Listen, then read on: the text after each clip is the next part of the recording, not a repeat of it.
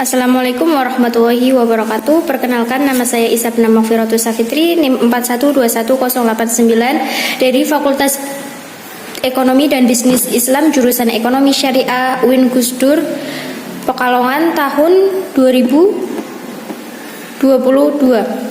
Video ini dibuat untuk memenuhi tugas mata kuliah Filsafat Umum dengan dosen pengampu Bapak Fathur Rahman, ME.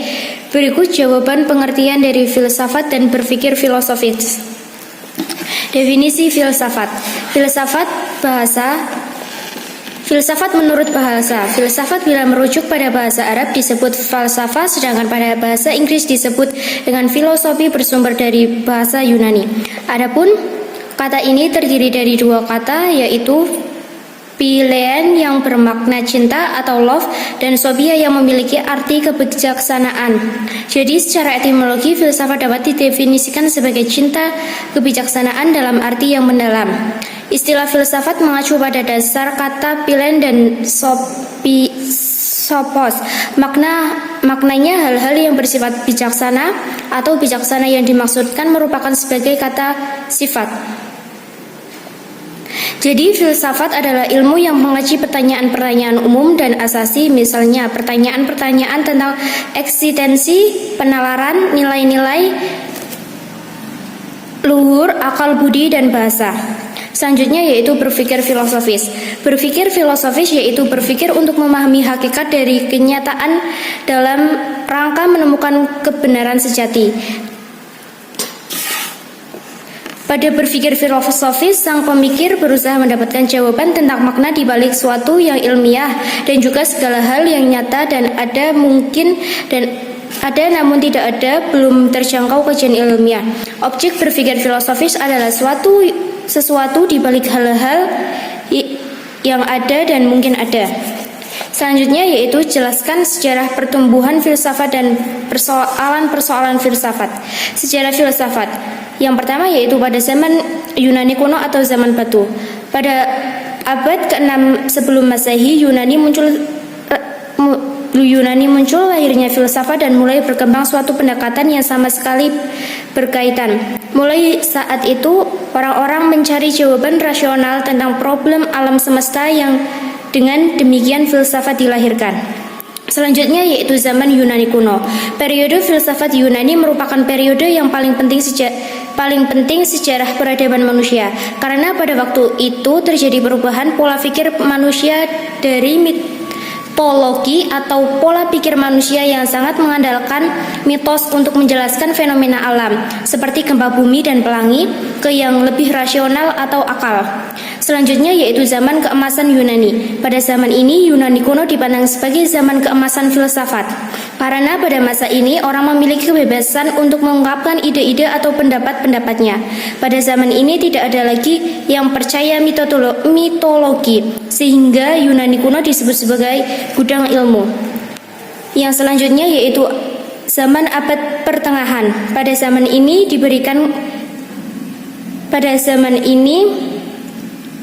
berarikan agama Kristen. Kehidupan diarahkan kepada alam baka sebagai tujuan akhir. Ilmu pengetahuan diarahkan pada pengetahuan agama atau teologi. Pemikiran filsafat yang berkembang pada zaman ini adalah filsafat skolatis atau agama. Selanjutnya yaitu zaman Renaissance. Zaman ini adalah zaman di mana terjadi peralihan kebudayaan abad pertengahan mulai berubah menjadi kebudayaan modern. Manusia pada zaman ini adalah manusia yang memiliki pemikiran yang bebas. Manusia yang ingin mencapai kemajuan atas hasil usaha sendiri, tidak didasarkan campur tangan ilahi. Yang selanjutnya yaitu zaman modern. Pada zaman ini ditandai dengan sebagai penemuan ilmiah, perkembangan ilmu pengetahuan zaman modern sesungguhnya dirintis sejak zaman Renaissance. Selanjutnya yaitu zaman kontemporer. Zaman ini berlangsung dari abad ke-20 sampai dengan sekarang. Selanjutnya yaitu persoalan-persoalan kefilsafatan. Ada 6 persoalan yang selalu menjadi perhatian para filsuf, yaitu ada pengetahuan, yaitu ada pengetahuan, metode, penyimpulan, moralitas, dan keindahan diantaranya sebagai berikut.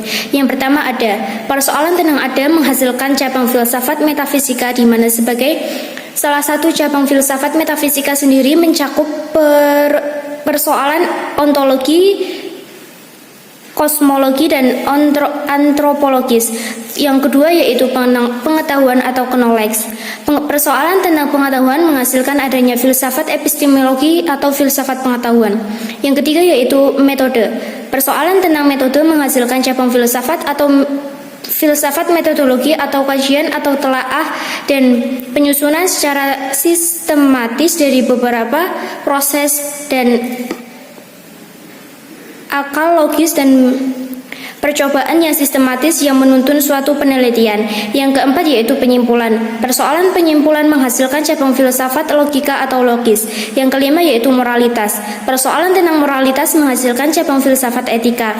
Istilah etika berasal dari kata etos yang berarti adat atau kebiasaan. Etika sebagai salah satu cabang filsafat yang mendekati adanya ukuran yang bersifat universal. Yang keenam yaitu keindahan. Persoalan tentang keindahan menghasilkan cabang filsafat yaitu estetika. Selanjutnya yaitu jelaskan cabang-cabang filsafat dan metode filsafat. Cabang-cabang filsafat. Yang pertama yaitu agama. Filsafat agama adalah penyelidikan filosofis terhadap tema-tema dan konsep utama dalam keagamaan. Yang kedua ilmu. Filsafat ilmu adalah bagian dari filsafat yang menjawab pertanyaan mengenai hakikat ilmu. Yang ketiga yaitu filsafat pendidikan. Filsafat pendidikan merupakan ilmu filsafat yang mempelajari hakikat pelaksanaan dan pendidikan.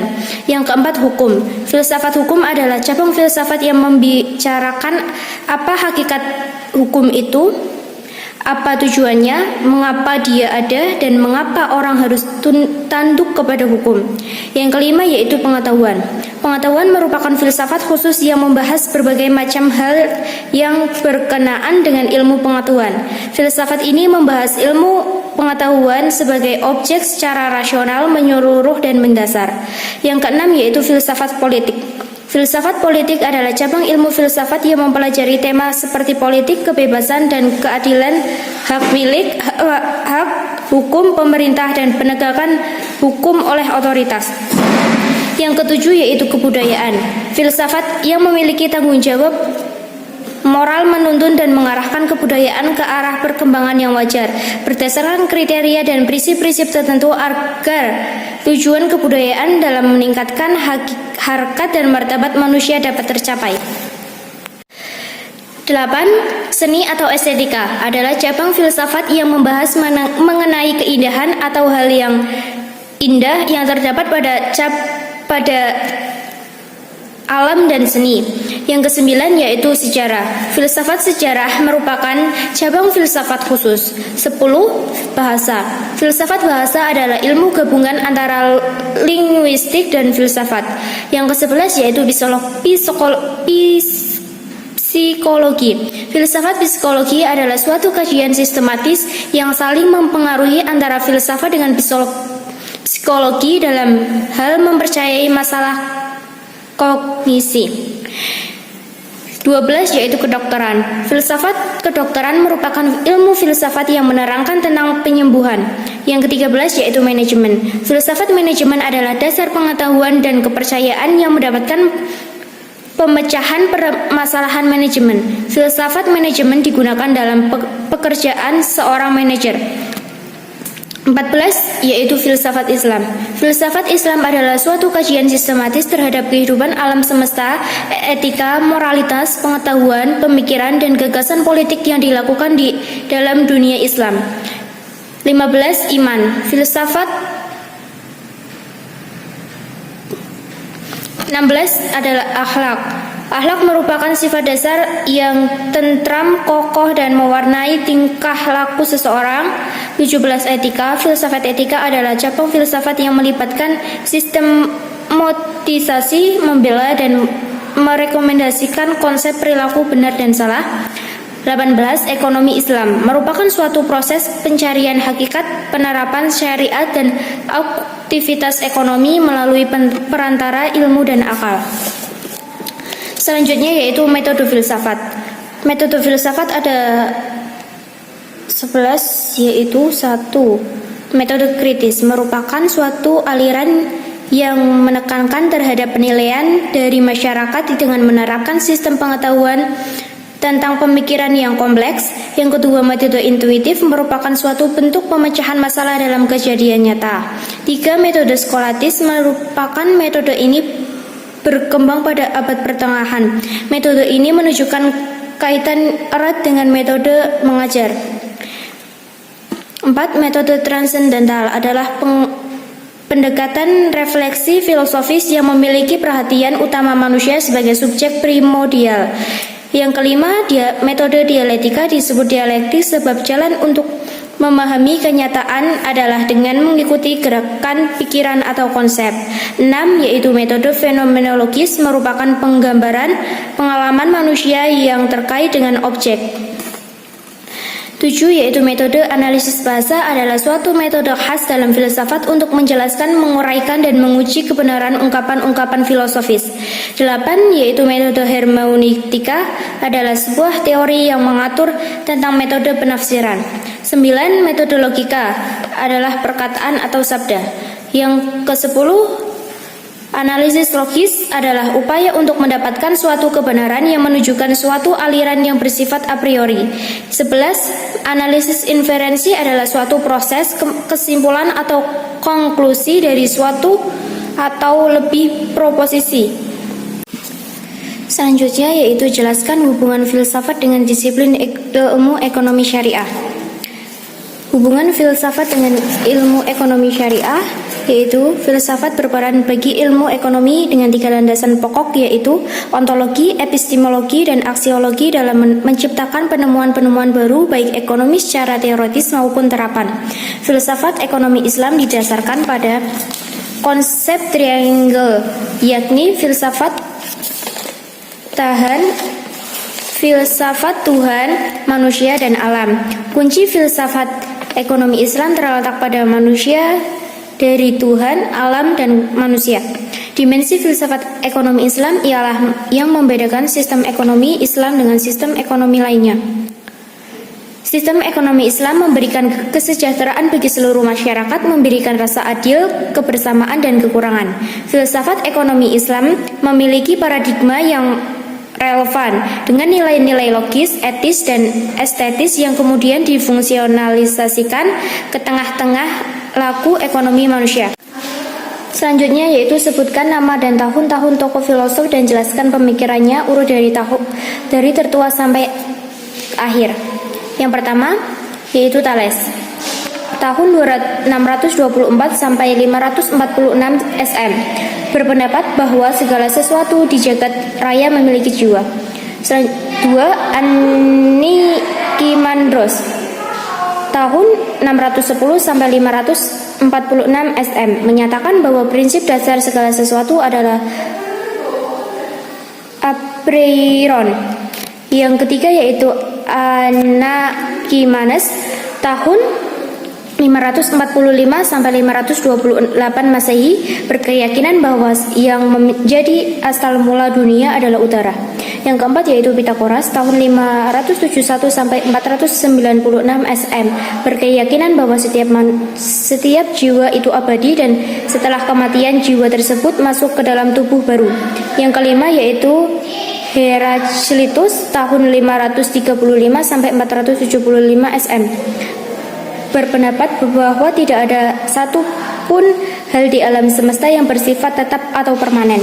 Yang keenam yaitu Parmenides tahun 540 sampai 470 Masehi sebelum Masehi berpendapat bahwa suatu yang dapat diperkirakan dan karena sesuatu itu pikiran adalah sama. Yang ketujuh yaitu Hippocrates tahun 460 sampai 370 SM percaya bahwa tubuh harus diperlukan sebagai suatu bagian yang menyeluruh, bukan hanya serangkaian bagian. Yang kedelapan yaitu Socrates tahun 369 sampai 399 SM berpendapat bahwa dalam mencari kebenaran itu ia tidak memikir sendiri melainkan setiap kali berdua dengan orang lain. Yang kesembilan yaitu Plato tahun 427 sampai 347 SM berpendapat bahwa keindahan yang sesungguhnya terletak pada dunia ide. Yang ke-10 yaitu Aristoteles tahun 384